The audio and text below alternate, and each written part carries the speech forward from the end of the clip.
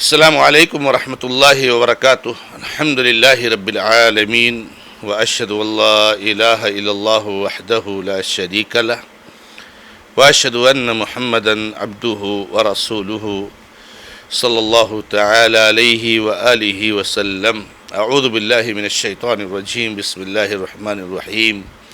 فإن لم تفعلوا ولن تفعلوا فاتقوا النار التي وقودها الناس والحجارة وعدت للكافرين وبشر الذين آمنوا وعملوا الصالحات أن لهم جنات تجري من تحتها الأنهار كلما رزقوا منها من ثمرة رزقا قالوا هذا الذي رزقنا من قبل وأتوا به متشابها ولهم فيها أزواج مطهرة وهم فيها خالدون. معزز و موقر مشاہدین و مشاہدات، سلسلہ تفسیر قرآن کے تحت آپ کے سامنے قرآن مبارک کی دو آیتیں آیت نمبر 24 اور 25 پیش کی گئی. ان دو آیتوں میں اللہ تعالیٰ نے ارشاد فرمایا ہے، پس اگر تم نہیں کر سکتے اور ہرگز تم نہیں کر پاؤ گے تو بچو اس جہنم سے جس کے ایندھن لوگ اور پتھر ہیں، جو کافروں کے لیے تیار کی گئی ہے.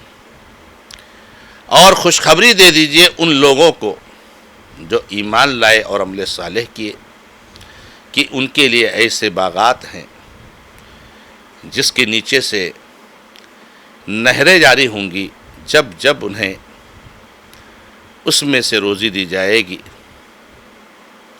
تو کہیں گے کہ اس سے پہلے ہم کو روزی عطا کی گئی، اور انہیں مشابہ دیا جائے گا اور ان کے لیے پاک بیویاں ہوں گی اور وہ اس میں ہمیشہ ہمیشہ رہیں گے. معزز و موقر بھائیوں اور بہنوں، گزشتہ درس میں جو آیت مبارکہ آپ کے سامنے پیش کی گئی اس میں اللہ تعالیٰ نے انسانیت کو چیلنج کیا ہے کہ اگر قرآن میں تمہیں شک شبہ ہے اور تم اپنے اس دعوے میں سچے ہو تو ایک صورت لا کر کے بتا دو، اور جس کو چاہو تمہاری مدد کے لیے بلا لو اللہ کو چھوڑ کے. اللہ رب العزت آگے خود اس کے بارے میں فرما رہے ہیں آیت نمبر 24 میں، پس اگر تم نہیں کر سکتے اور ہرگز تم نہیں کر پاؤ گے تو بچو اس آگ سے، اس جہنم سے جس کے ایندھن لوگ اور پتھر ہیں، اور جو کافروں کے لیے تیار کیا گیا ہے. تو اللہ تعالیٰ نے اس آیت کریمہ میں کہا اگر تم نہیں کر پاؤ گے اور ہرگز نہیں کر پاؤ گے. کیا مجال ہے کہ مخلوق خالق کے کلام جیسا کلام لے آئے؟ مجال ہے؟ ممکن ہے؟ یہ رب العالمین کا کلام ہے، یہ خالق کا کلام ہے، یہ جس نے ہم کو آپ کو ساری چیزوں کو پیدا کیا.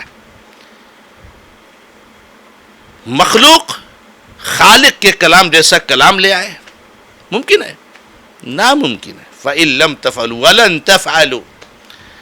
عربی زبان جاننے والے جانتے ہیں کہ لن میں تاکید ہے کہ تم ہرگز نہیں کر پاؤ گے. اور رب العزت کا یہ قول ثابت ہو گیا کہ بہت سے فصاحت اور بلاغت کے ماہرین اور بہت سے عربی ادب کے چوٹی پر کھیلنے والے ادباء، شعراء، فصحاء، بلغاء آئے اور کوشش کی کہ قرآن کے کلام، قرآن کی آیتوں جیسے کوئی آیت بنا دے. 6 مہینہ، سال بھر بند کمرے میں رہ کر ہلاک و برباد ہو گئے مگر نہیں بنا پائے. تو نہیں کر سکتے، نہیں ممکن ہے. یہ اللہ کا کلام ہے.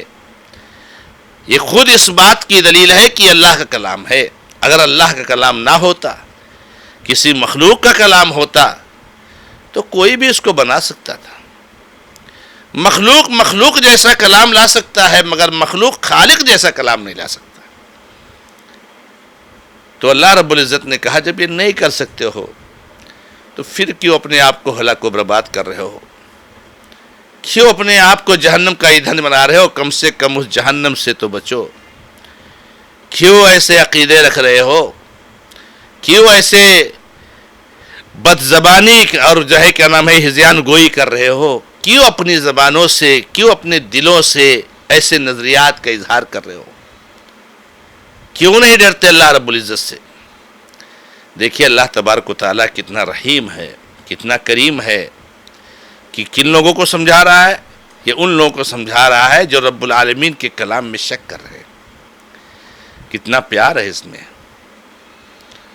کتنی رحمت ہے اس میں، کتنا لطف ہے اور کنایت ہے اس میں۔ فاتقوا النار، اس جہنم سے بچو جس کے ایندھن لوگ اور پتھر ہیں۔ جہنم میں لوگوں اور پتھر کے ذریعہ جہنم کو بھڑکایا جائے گا، لوگوں کو اس میں ڈالا جائے گا۔ کون سے لوگوں کو ڈالا جائے گا؟ اسی طرح کے لوگوں کو جو قرآن میں شک کرتے ہیں۔ جہنم یہ وسیم رضوی جیسے ملعون لوگوں کی نظریات رکھنے والوں کے لیے ہے۔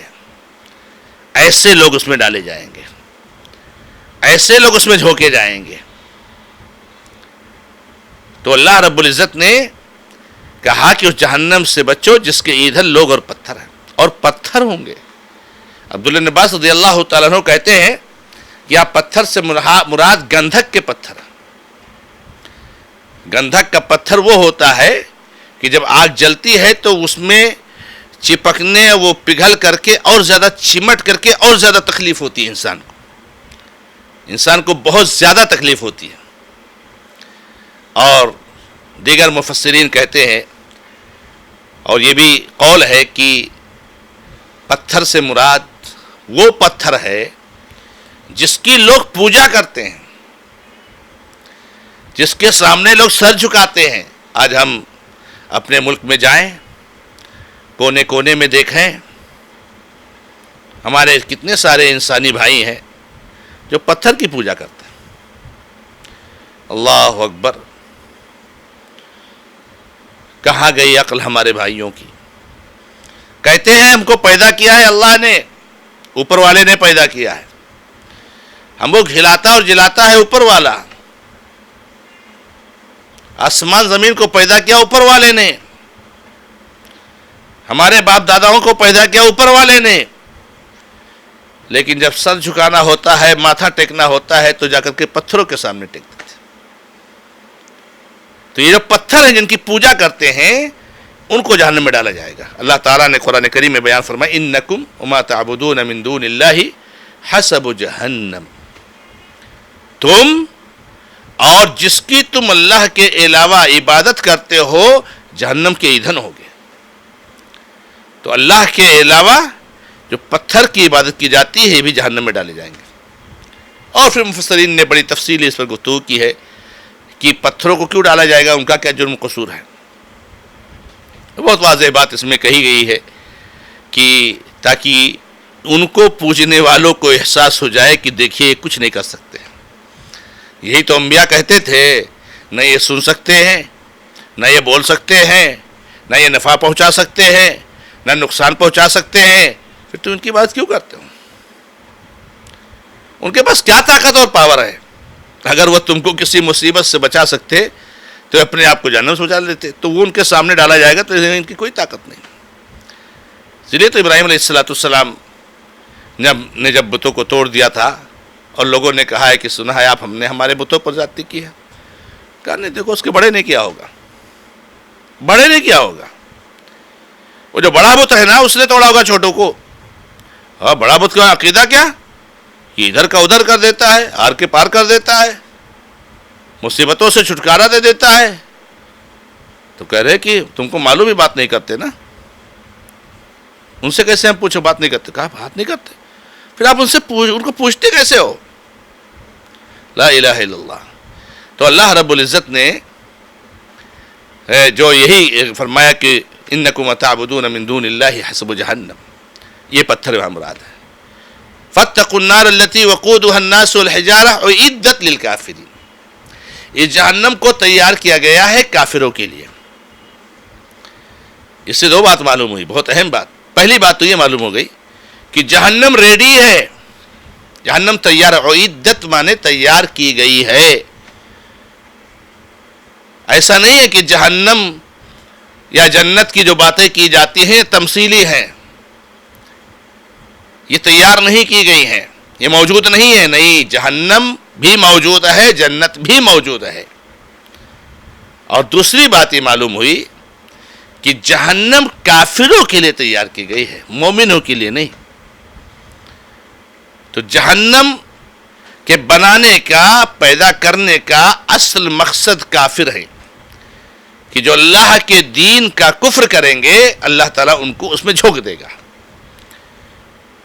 لیکن اہل السنہ والجماعہ کا یہ موقف ہے قرآن اور حدیث کی نصوص کی بنیاد پر کہ وہ اہل توحید، وہ اہل ایمان، وہ مومن جنہوں نے گناہ کبیرہ کا ارتکاب کیا ہے، اگر اللہ رب العزت چاہے گا تو ان کو معاف کر دے گا، چاہے اپنے طور سے معاف کر دے گا، چاہے شفاعت سے معاف کرے گا، اور اگر چاہے گا تو ان کو جہنم میں ان کے گناہ کے مطابق سزا دے گا۔ لیکن کوئی مومن جہنم میں ہمیشہ ہمیش نہیں رہے گا، کوئی مومن جہنم میں ہمیشہ ہمیش رہے گا نہیں، ہر حال میں نکالا جائے گا، اور کوئی مشرک جنت میں داخل نہیں ہوگا۔ جنت کا دروازہ مشرکوں کے لیے بند ہے۔ تو اللہ تعالیٰ نے فرمایا جہنم کو کافروں کے لیے تیار کیا گیا ہے۔ ہمیں اور آپ کو چاہیے کہ ایسے اعمال کریں جس سے ہماری حفاظت ہو جہنم سے۔ رب العزت ہمیں اور آپ کو سب کو اس کی توفیق عطا فرمائے۔ ھذا ما عندی، اللہ تعالی عالم، الحمد للہ رب العالمین، صلی اللہ علی محمد وسلم تسلیما کثیرا، والسلام علیکم ورحمۃ اللہ وبرکاتہ۔